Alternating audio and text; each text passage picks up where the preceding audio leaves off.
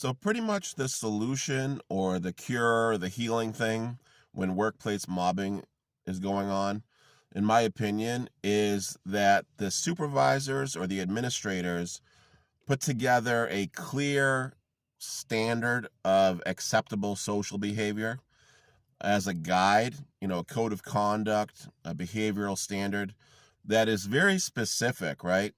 And they need to insist on adherence to that standard of behavior.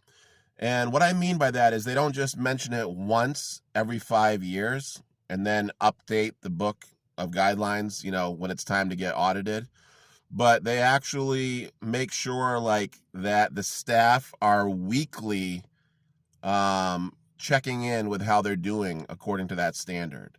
That when they're having staff meetings with their supervisors, the supervisors are talking with them about how their day-to-day interactions and responses and the way they approach things are relating to adherence to that standard.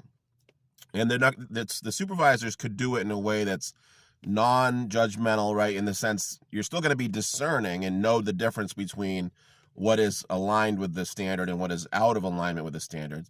But you're not going to be looking down on the staff for their mistakes or their failures to adhere to the standard. But you are going to educate them appropriately, like a coach, like a football coach would do with the football players, right?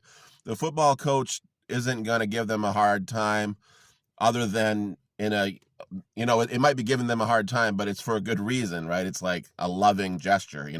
You have to do this if you want to get this. If you want to have a sense of psychosocial well-being, if you want people to be well at work, then they have to be able to do these basic things like be assertive, set limits, maintain boundaries. You understand what social boundaries are, what personal boundaries are, how to avoid a conflict of interest. Like, how do you do these things? And make sure that the staff are getting an education for that frame of reference, because most staff come from families just like their clients in the recovery field where I've worked. But in any other job, career field too, you never know where people come from. Maybe people didn't get this training, right? And so it's not about, it's what I call, managing situations, right? Situation management, social ecosystem management. That's maybe a better word. Social ecosystem management. How do you manage the social ecosystem for well-being and flourishing from a collective standpoint? All right, guys, have a good day.